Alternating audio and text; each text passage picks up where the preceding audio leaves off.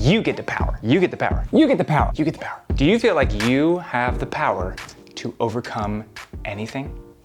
Today we're checking out 2 Timothy 1. This is a letter written by Saul, aka Paul, aka Apostle Paul, writing to his homie Timothy. What's up? With a word of encouragement.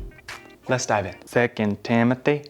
Yeah. I am reminded of your sincere faith, a faith that dwelt first in your grandmother Lois and your mother Eunice, and now I am sure dwells in you. First of all, Eunice, for this reason I remind you to fan into flame the gift of God which is in you through the laying on of my hands. Okay, so Paul is reminding Timothy that when he prayed for him, he received a gift from God, a flame, if you will, that now Timothy needs to fan.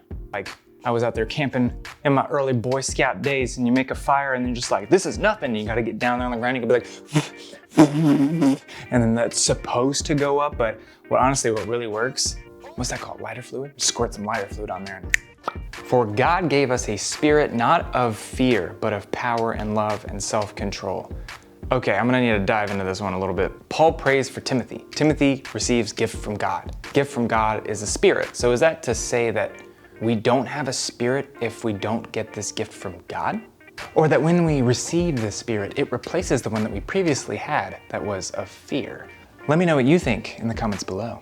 A spirit of power, love, and self-control. So if this gift is coming from God, I think it's pretty fair to say that these characteristics are very similar characteristics of the God that this gift is coming from, right? What's that?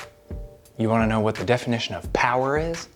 Power. So the original Greek word for power is exousia. That means that it's not only just power, but dominion, authority, and control. So if I have this spirit that is opposite fear, it could mean that I now have the power, the authority, the dominion, and the control to overcome that fear.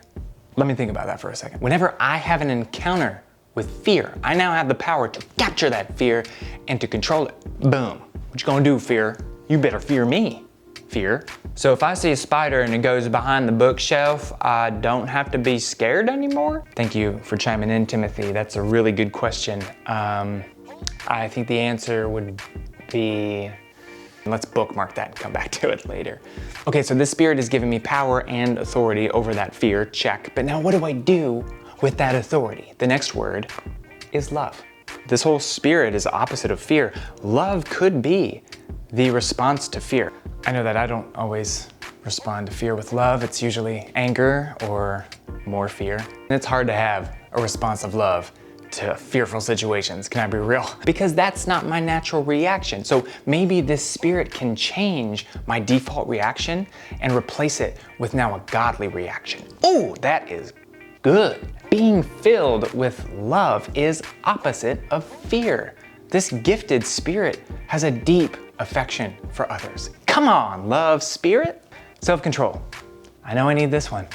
It's easy in situations of fear, or just situations in general, for me to let my emotions run wild and spiral. I just go down, vertigo, Jimmy Stewart, I needed some help here. But this spirit sounds like it provides clarity and control over how I respond.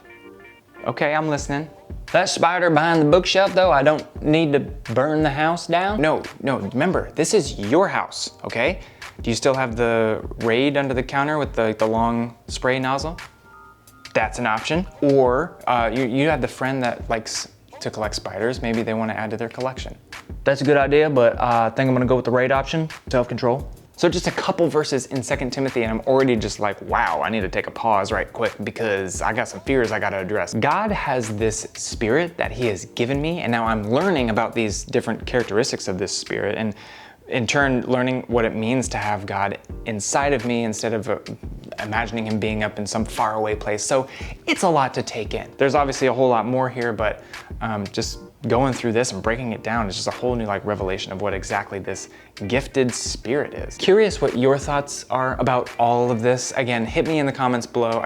I wanna know how you're responding to this gift. I think we should talk about this stuff because there's a lot of fear in the world. And if we have access to this spirit that allows us to capture that fear and respond in love and self-control, I think it's worth talking about what we can do to bring change. Please remember to hit that subscribe button and the notification bell so that you can be one of the first to know when the next video lands. This was a good time, it's a good talk. I love you, and I look forward to chatting with you again soon.